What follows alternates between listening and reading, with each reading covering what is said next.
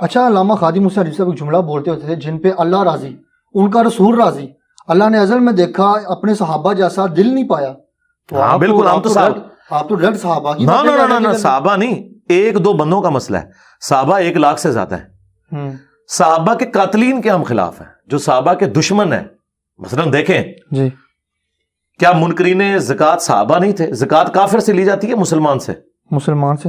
تو حضرت ابو بکر صدیق نے جو منکرین زکوٰۃ کے خلاف تلوار اٹھائی ہے، تو وہاں آپ حضرت ابو بکر صدیق کو کیوں نہیں کہتے کہ ایک صحابی نے دوسرے صحابی پہ تلوار کیوں اٹھائی ہے؟ کیا کہتے ہیں آپ؟ کہتے ہیں منکرین زکوٰۃ ریٹ آف دی گورنمنٹ کو انہوں نے چیلنج کیا ہے۔ ہم کیا کہتے ہیں؟ ہم حضرت ابو بکر کے ساتھ کھڑے ہیں، کہتے ہیں نا؟ بالکل کہتے ہیں۔ اچھا بس اب قائم رہنا ہے جی، جو کان ڈالے گا نا، آپ نے خلیفہ راشد کے ساتھ کھڑا ہونا ہے نا، تھوڑی گڈی پینچر ہو جائے۔ آگے چلیں، حضرت عمر کے دور میں مسلمانوں نے ایسا سچ کوئی بغاوت نہیں کی ہے رومنز اور پرشینز کے خلاف، انہوں نے جنگیں لڑی۔ ہم کہتے ہیں حضرت عمر کے مخالفین کافر تھے، رومنز اور پرشین۔ اس سے آگے چلیں، حضرت عثمان غنی رضی اللہ تعالیٰ عنہ کے دور میں جو ان کے خلاف بلوائی کھڑے ہوئے، ہم انہیں بلوائی کہتے ہیں، اگرچہ ان میں صحابہ اور تابعین شامل ہیں، لیکن ہم حضرت عثمان کو حق پہ مانتے ہیں کہ ان کو اس طریقے سے شہید نہیں کرنا چاہیے تھا، پروٹیسٹ کو جس لیول پہ وہ لے گئے۔ کیونکہ بخاری میں آتا ہے وہ نمازیں پڑھاتے تھے مسجد میں، حضرت عثمان نے کہا ان کے پیچھے نمازیں پڑھو۔ اگر وہ یہودی ہوتے تو حضرت عثمان کہتے کہ ان کے پیچھے نماز پڑھو، اس کا مطلب وہ مسلمان تھے۔ صحیح بخاری 695 نمبر حدیث ہے۔ جب حضرت علی کی باری آئی ہے اور ان کے خلاف جو ریٹ آف دی گورنمنٹ کو چیلنج کر رہے ہیں، آج خادم رضوی صاحب کو یہ بات پتا ہے، چلے ان کا آپ نے ذکر کیا، میں انہی کا ذکر کرتا ہوں۔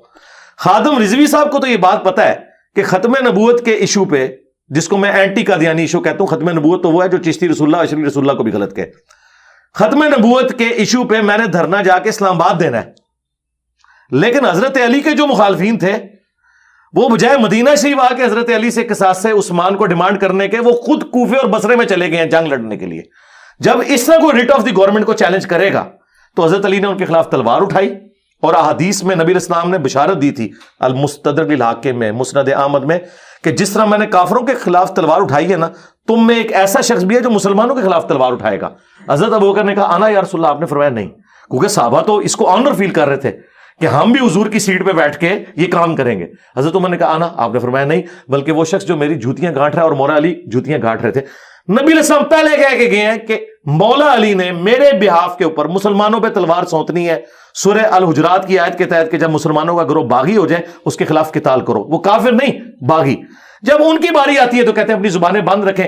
جس دن یہ منکرین زکوٰۃ کے خلاف اپنی زبانیں بند کر لیں گے، یہ حضرت عثمان کے مخالفین کے خلاف ان کو بلوائی کہنا چھوڑ دیں گے، یہ میں الزامی جواب دے رہا ہوں۔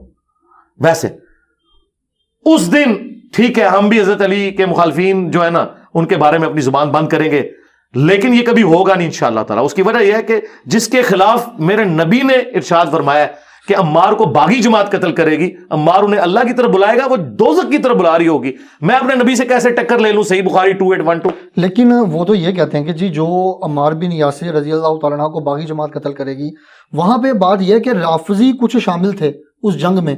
اب آپ جن کا نام لیتے ہیں وہ کہتے ہیں جی ان کو تو انہوں نے قتل کر دیا، وہ بھی کہتے ہیں یہ اسی طریقے سے کہانی ہے جو بغلوں میں بت رکھ کے آتے تھے۔ مسند احمد میں موجود ہے، ابو الغادیہ ایک صحابی تھے صلح حدیبیہ کے، انہوں نے عمار کو قتل کیا، وہ تو خود روتے تھے مجھ سے عمار کا قتل ہو گیا، آپ کہاں سے وکالت کر رہے ہیں؟ حدیبیہ میں تو ان کا شجر کے نیچے ہاتھ، وہی بیعت ہوئی تھی، جی وہ تو جنتی ہو گیا جی، وہ جنت کی بشارت ملی نا، لیکن اس کے بعد ان سے غلط کام ہوا نا، وہ خود روتے تھے۔